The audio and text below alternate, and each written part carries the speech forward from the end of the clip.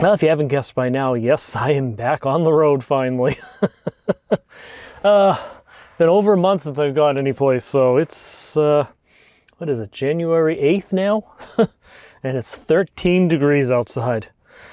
So I'm not at my usual type of campground. I decided to stay at a commercial campground tonight, so I'm at a place called Spacious Skies, or the French Pond, I think it's called. Spacious Skies French Pond up in Henniker, New Hampshire. Right now I'm just booked for one night. I haven't decided what I'm going to do tomorrow yet, but I knew I was going to get a late start, and this because work just suddenly piled up. I mean, work was totally quiet for 2 weeks, and then as soon as I schedule myself a trip there, it just gets busy again, and that's exactly what happened this week. So I knew that was going to happen. So I knew I was going to get a late start, and yep, I didn't end up getting here until about 4:30.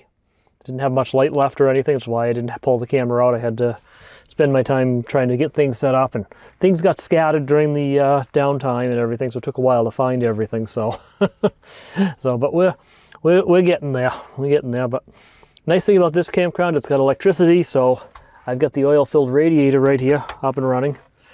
So I'm plugged in and running off the grid today.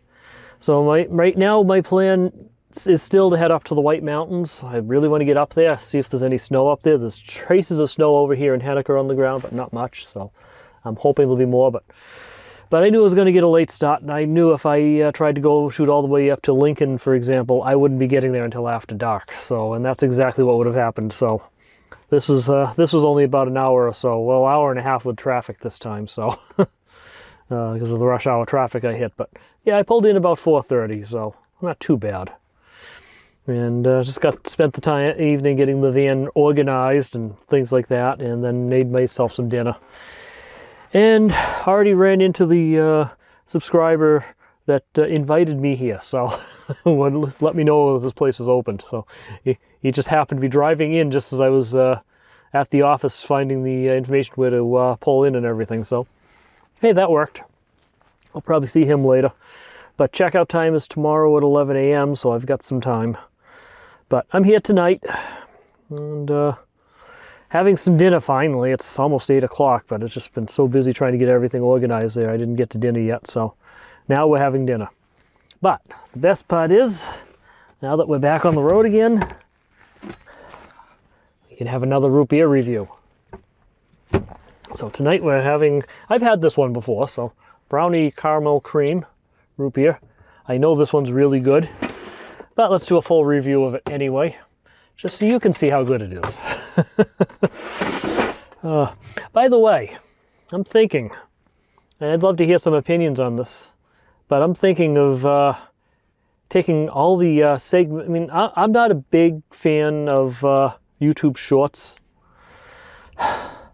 but I'm really tempted to just take the root beer review segments, edit them down into shorts, and post them that way. So people can just see, if anybody who's interested in just seeing the root beer review parts, that's what I'm thinking of doing. That. So let me know what you thought of that idea is. It might be interesting. It might be fun just to have just the root beer review segments all set up. I was really just thinking of editing them out as their own segments, and so people can watch them. But then I figured, well, they're awfully short. Why not make them shorts? So what do you think? It's redundant because they're already included in the videos, but yeah, it might be interesting. Anyway, so we're having this brownie caramel cream, which is another one from that same Orca Beverage Incorporated in Washington. I'm still not going to try to pronounce the name of the town it's in. But let's see. I can't open it.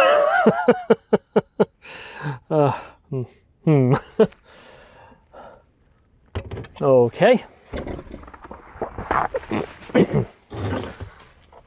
There we go. Sometimes it just helps to get a grip. We got some steam or whatever coming out of it.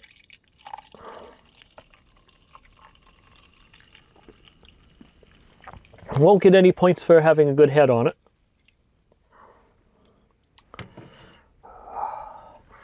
Well, it's got a nice dark root beer color. Lots and lots of carbonation to it too. Let's see how it tastes.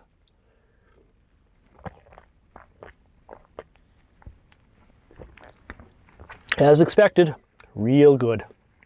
It's got a great flavor to it because of the caramel in it. It's funny part that is, I usually don't like caramel. I don't like caramel candies, for example. Things like that, but occasionally like caramel ice cream, caramel flavored root beer. It's pretty good. So let's see, ingredients: carbonated water, pure cane sugar, perfect. None of that high fructose corn syrup stuff. Natural and artificial flavors. Caramel color, not actual caramel, but probably in the natural flavors. Phosphoric acid, citric acid, sodium benzoate, it's a preservative. So a few things that, like phosphoric acid and things like that. I'm not quite sure what those are, but oh well. It's good root beer though.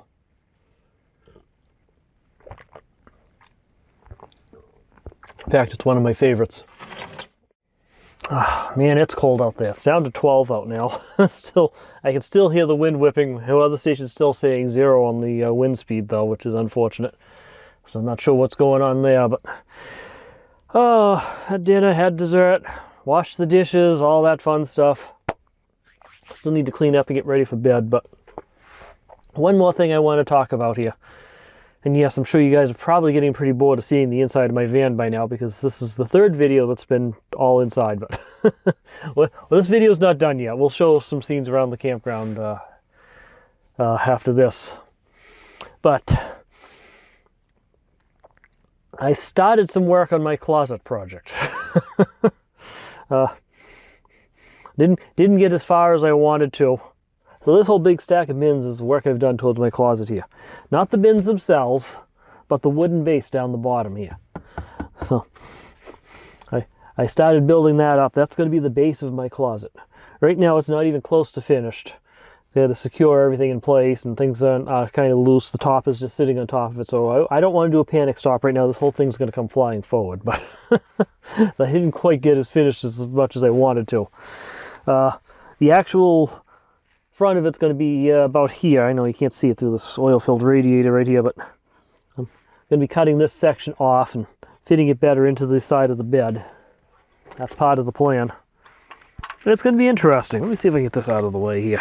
Oh, so you can see it better. That thing's hot. All right. And cups. Yep. So yeah, it's going to stop about right here. And it's going to have a storage area. Now, this is the interesting part. This has changed quite a bit from what I had originally planned. It's kind of an interesting thing here. It's just one of these things that as I started building it, the design changed again. So my original plan was going to make it a bit smaller. I was going to have the door on the side up here.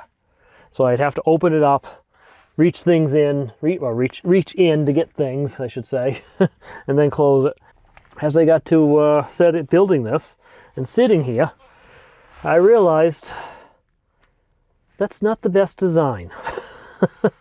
Trying to reach in over here, get at the food, and well, not the food. The food would have been back here, but anything else I might need, just trying to reach around here, just gonna be uncomfortable. So I decided, while I was sitting here, why not aim it this way? Have the door on this side. I can make it a little bit deeper, a little bit more space. I can move all my food items into it. And then the design changed even further. So I was going to put the door on here and have it set up there so I could open it up and get what I need out of it, including all my food items. And I realized, I'm trying to open this door up while I'm sitting here. I'm going to have to move the chair and everything else out of the way every time I wanted to go into the closet space. Do I even really need a door? I mean, the door will make it look a little nicer, but does it really have to look that nice? I'd rather just be functional. So let's get rid of the door. Let's not even have the door. I'll just put a lip on the front of each shelf there, and maybe a bungee cord across it to keep things from falling out, and maybe put items in bins, so the loose items in bins so they can be slid out and accessed. But yeah, I'm just going to have it open so I can just reach in and grab what I need. I think it'll be much better. I just got to make sure I designed it in such a way that things don't go flying out when I hit the brakes and stuff. Again, bungee cords and that sort of stuff. I think it'll be a much better design. The other thing too was that when I started building the base, I was built kind of, because it's built over the wheel well. That's why I built this base, because the wheel well is back there. So I got all these 2x4s that hold the whole thing up, and they're going to keep the thing together. And we'll have the space around the wheel well boarded up and insulated and stuff. That's one of the projects I'll be working on. And then I was going to have this little tiny cavity down inside. There would just be this little opening over here. And it would just, I mean, I might have been able to fit some propane tanks. Yeah.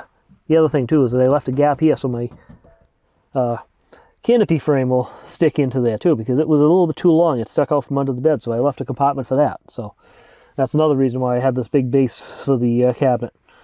But now that I've got this front open area on this side, now I got really good access. Plus I made it a little bit deeper so it's bigger enough to hold stuff like my jar of sugar and that. So now I have another storage space inside the closet, another shelf on it. Yeah, it's not going to be as deep as the other shelves, but it'll be deep enough. Yeah, so that's the current plan. Knowing me, it'll probably change again, but all right, it's time for bed. We'll see you guys in the morning there with the coffee, breakfast, and some scenes around this campground. Take a look around. Decide what I'm going to do tomorrow. If I'm going to head off to Lincoln for Hancock Campground, Gorham for Barnesfield, or if I'm going to stay here another couple nights. But $44 a night. I'm not sure if I really want to spend that much money to stay here, so so probably not going to stay here. Probably just going to head up to I don't know. I'm only about 2 hours away from Barnesfield.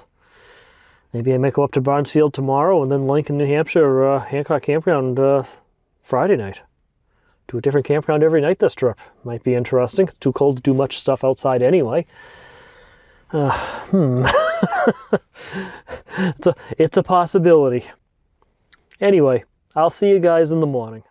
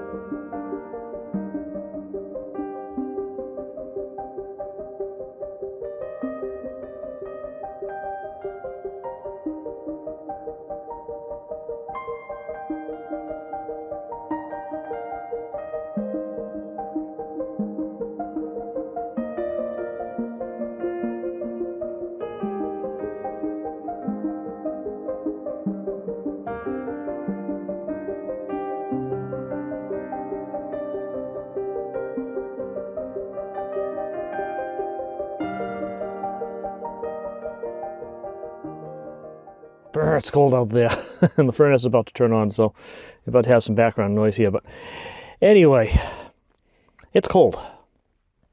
17 degrees. I did get my anemometer working again. Just had to give it a little twirl there. It was stuck. And yes, I do still need to replace that blower motor. I haven't done that yet. I'll do that during the next break. Anyway. So, good morning everybody. Took a nice little walk around the campground, took a look at the place.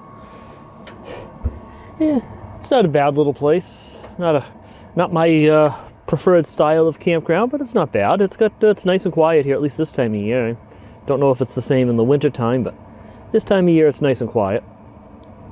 But a lot of seasonal campers staying here over the winter, I noticed. A lot of them.